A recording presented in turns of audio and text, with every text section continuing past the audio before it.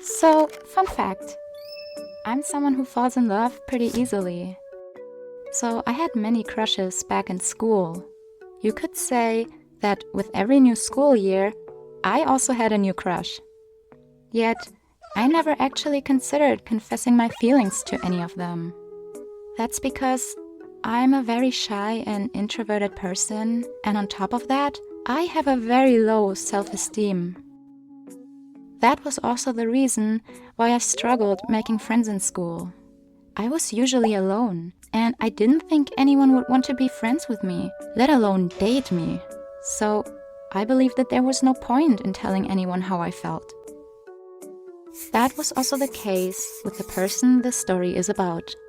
He was a random guy in my class that the 12-year-old me would occasionally throw glances at, and I was satisfied with just admiring him from a distance.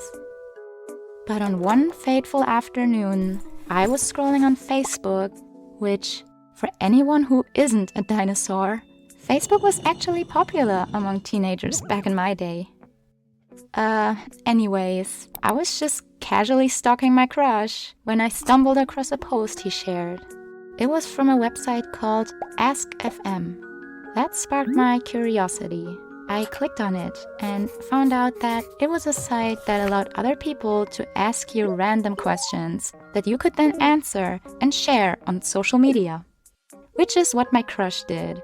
But the best part about it was that the person asking the questions would stay completely anonymous.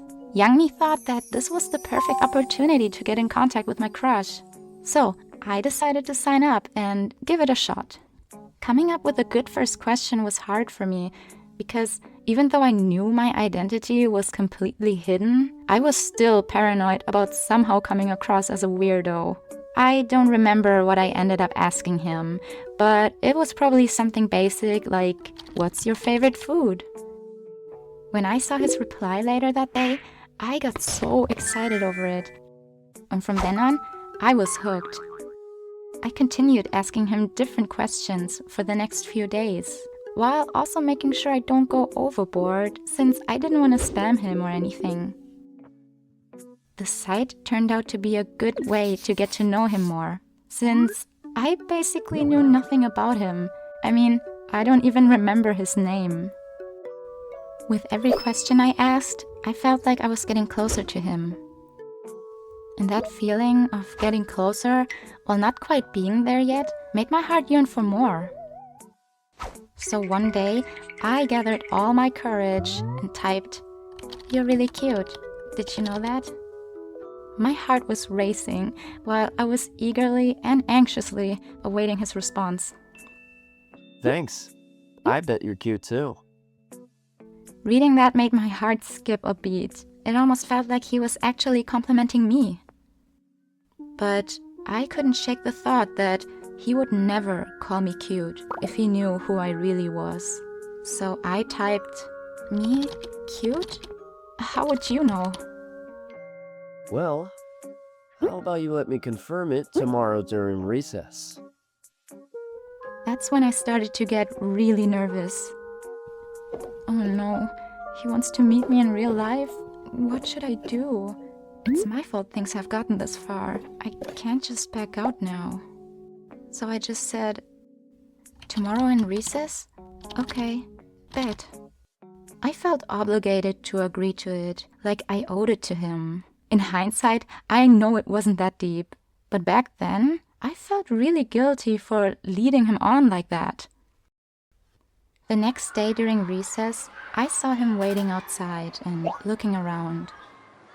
I was actually not that far away from him. I was pretty much standing in plain sight, like all I needed to do was walk towards him. But I couldn't, because in that moment I realized that we are worlds apart from each other. Not only did I see myself as way too ugly to be liked by any guy, but on top of that, my socializing skills were an absolute mess.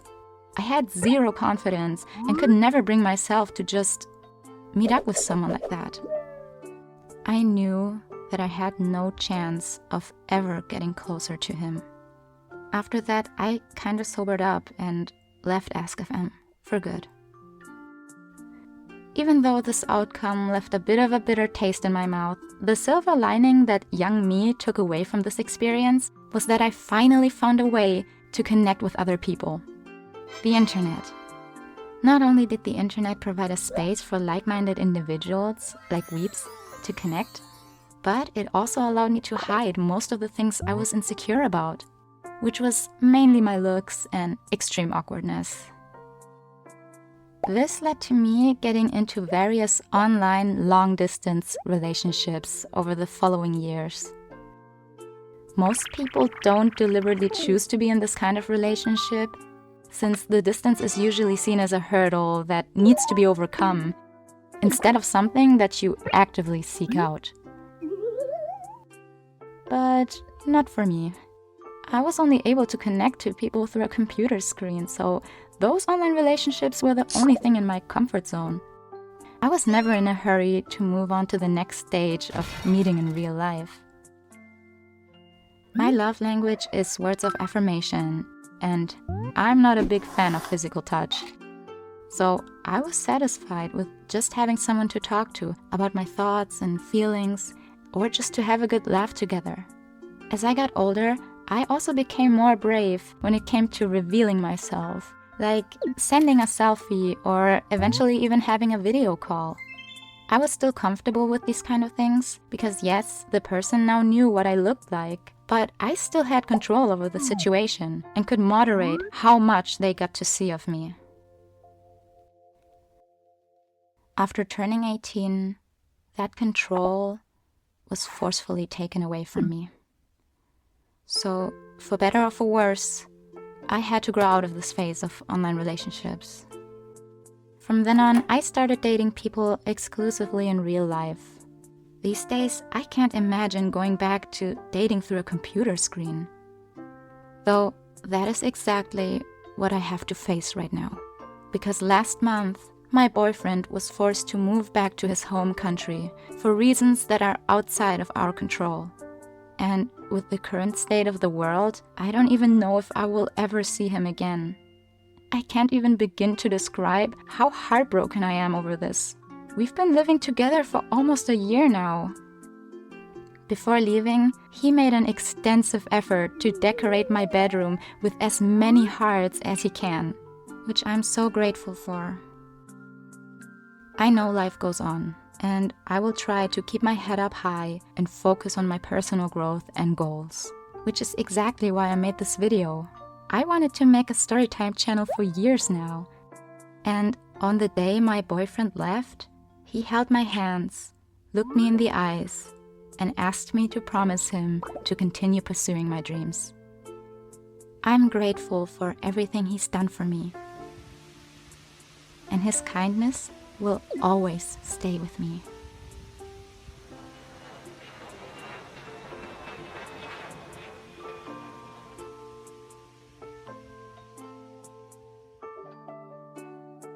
Have you guys ever been in a long-distance relationship? Or maybe you're even in one right now. I'm curious about your experiences, so feel free to tell me all about it in the comments. Thank you for watching, and don't forget to like and subscribe if you want to see more videos like this. Bye!